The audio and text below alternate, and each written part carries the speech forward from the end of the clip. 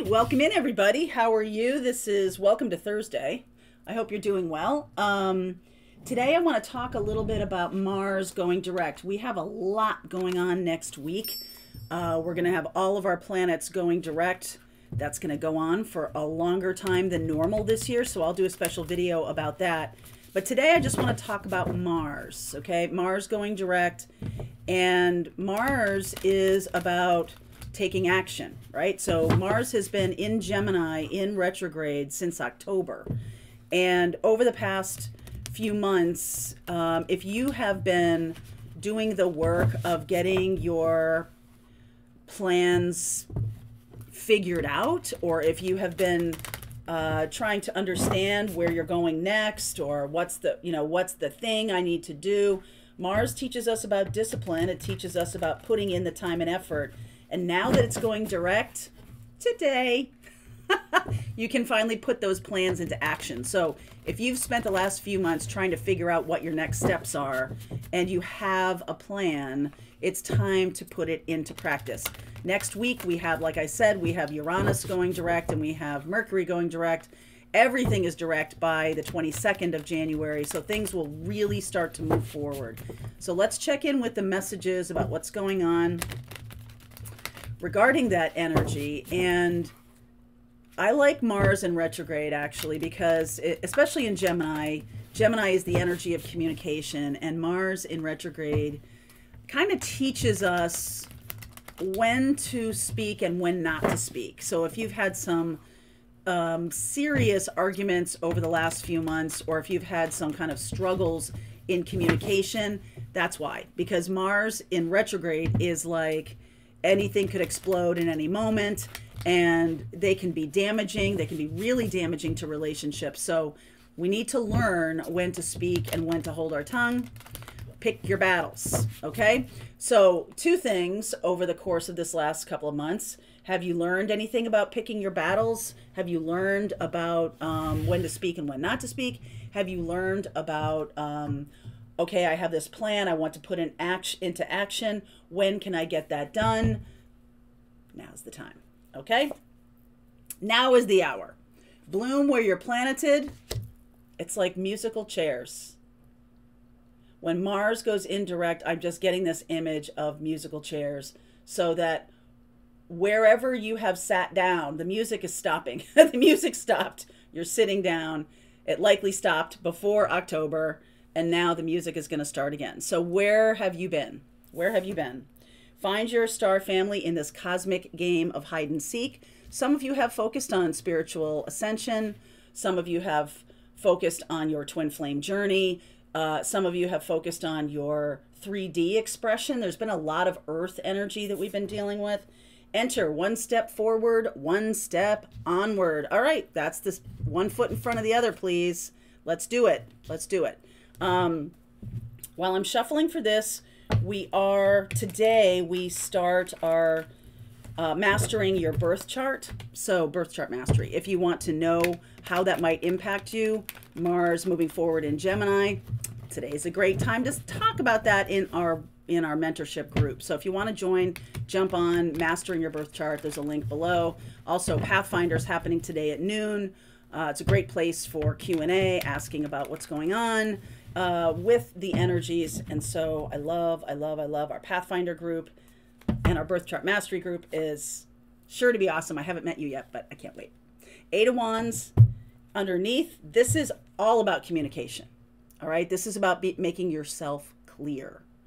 And so with Mars being in retrograde all this time, you might come out the other side of this being more able than you might have been in the past to communicate your needs and to hear other people, because, Mars isn't just, everything in balance, right? Everything in moderation. So if you're constantly like talking, it's really hard to hear. That's why meditation, that's why, we ask that's part, or we recommend that is a big part of how we learn. Some of you may have had trouble with your fifth chakra. Some of you may have had trouble speaking up. Now that's going to even itself out. I really like that. 10 of Cups, Page of Swords, and the Five of Wands. There's the Ten of Wands, Five of Wands, Ten of Wands, Seven of Cups. Look at this. Nine of Cups, Knight of Cups, Hierophant, Sun.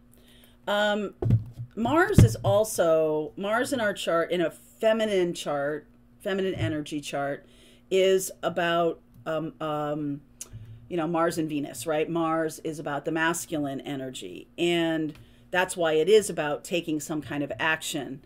In Gemini, it's about communication, taking action and communication. So there is a message that's coming in, and I feel like this is a little upheaval. All right, Five of Wands, Ten of Wands, Seven of Cups, Page of Swords. I feel like there's a message coming in at the time of Mars going direct, or in the next 7 days or so, in the next week, where there may be a putting to rest of an argument or a long-standing kind of silence. Mars internal, right? Mars in retrograde, it's internal. So you may be coming to terms with your own desires. You may be coming to terms with your feelings about love, your feelings about relationship, your feelings about the masculine and feminine. How are we balanced internally, our own internal masculine and feminine, and then how am I balanced with another person? There is definitely a masculine feminine energy to this, and there's also a commitment energy to this. The Knight of Cups and the Hierophant. This is about taking a love relationship more seriously. And the Sun card here, bringing happiness and joy. So I like that both of you get one of these beautiful cards, the Ten of Cups and the Nine of Cups. I feel like that says to me that you do want the same things, but with this Mars energy, there is some kind of conflict. Take a look in your birth chart, which is what we're going to do today in our birth chart mastery. Take a look at where Mars is in your chart. Take a look at where Gemini is in your chart, in your own birth chart. And that will give you a hint as to what piece of your life is being impacted by this relationship. Okay, so it could be an intimate partner. It could be a soulmate. It could be a karmic partner. I feel like this can either be a twin flame or a soulmate that has kind of gone off sideways since the middle of last year. Okay, the middle of last year was a time in which, especially leading up to October, when Mars started going retrograde, when we had some peace, all right, we had some peace around a relationship. And for some reason, it got really messy over the, well, for some reason, Mars. It got pretty messy because both of you, your Mars energy is learning about discipline and learning how to pick your battles and stuff. So now you're coming out the other end of this Nine of Cups in just a better place. There's not that same feeling of difficulty. And I almost feel like I'm going to clarify what this message is. The Page of Swords indicates a message coming through. And for me, this looks a little bit like you knowing that this person is somebody that you want in your life, but there has been a struggle, or the relationship, the message that's coming in may cause you to rethink your next steps about this relationship. Some of you might have been saying, okay, it's over, it's done. And others of you might have just been feeling like you're knocking your head against a wall here and very confused as to why the other person isn't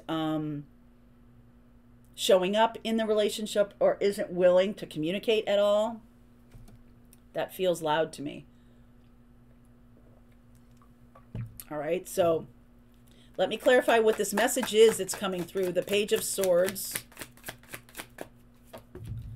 Empress, Lovers, wow, Nine of Swords, King of Swords. So we're getting clarity here around a choice in love. Somebody here was scared, okay? The Nine of Swords. And it's like this could be them or you. It's likely that they put obstacles in the way of the relationship on purpose. The other person is going, wait a second, why is this hard? Why is this challenging? Mars is getting in the way here. And Mars is also passion. So when it moves forward, there's an opportunity here for passion, which I really like. And it's the Empress and the Lovers. This could be a twin flame relationship for some of you. I think you're seeing the battleground. Yeesh. I think you're seeing, if it was a battleground, if you have had these tumultuous, dualistic kind of push-pull, a lot of like, well, you say this, I'm going to say that. If you do this, I'm going that way. Like, there's a lot of that here up until we get Mars going direct. And then it feels like, okay, now I'm making a different choice. The Lovers and the Empress Club. Empress Club, twin flames, of course. I am making a different choice. I am choosing to be, and this is Venus, right? Venus and Taurus, and Venus energy, which is Taurus and Libra. Thank you. This is really about balancing and seeing it much more clearly. I now have a way forward. I have a way forward with this relationship.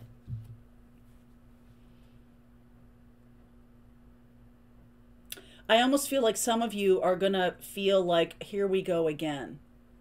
That's why this Nine of Swords is here. Here we go again. Why does this have to be,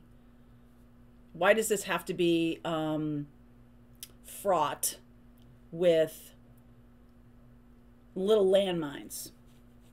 Okay? Because it's a powerful relationship. That's why.